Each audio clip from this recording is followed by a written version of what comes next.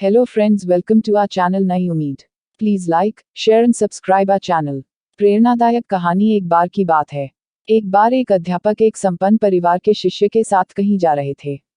तो उस शिष्य को कुछ मजाक सूझी क्योंकि उसको रास्ते में किसी गरीब मजदूर के जूते दिखाई दिए। उसने अध्यापक से कहा, गुरुजी, अगर हम इन जूतों को छुपा दे तो कितना मजा आएगा। देखते हैं कि मजदूर पर इसका क्या असर पड़ता है। अब उसको तो मजाक सूझ रहा था, लेकिन गुरुजी ने कहा कि नहीं, गरीब इंसान के साथ इस तरह का भद्दा मजाक करना ठीक नहीं है। उन्होंने कहा, क्यों ना हम इन जूतों में कुछ सिक्के डाल दें और देखें कि इसका इस गरीब मजदूर पर क्या प्रभाव पड़ता है।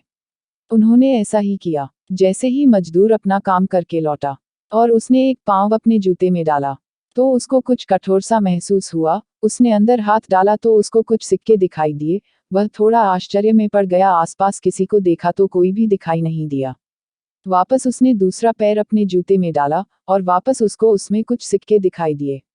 अब दोनों जूतों के सिक्कों को उसने अपने हाथों में रखा और प्रभु की तरफ इशारा किया, हे प्रभु, पता नहीं किस भले मानुष ने यह सिक्के मेरे जूतों में छुपाए हैं, लेकिन जिसने भी छुपाए हैं उसको मेरी दुआ है ताकि इन पैसों से मैं अपने बच्चों और पत्नी के लिए कुछ खाना और दवाएं ला सकूंगा। और इतना बोलकर वह चला गया।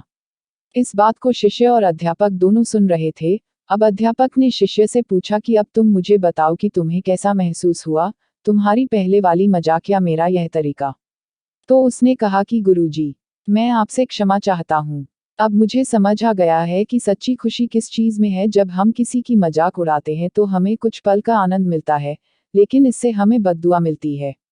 लेकिन अगर हम किसी की मुश्किल परिस्थिति में मदद करते हैं और जिसकी भी हम मदद करते हैं उसको भी नहीं पता कि हमने उसकी मदद की है, लेकिन अंदर ही अंदर हमें पता है कि हमने उस इंसान की मदद की है, यही सच्ची खुशी है। जब हम दूसरों को खुशी देते हैं तो हमें सच्ची खुशी मिलती है।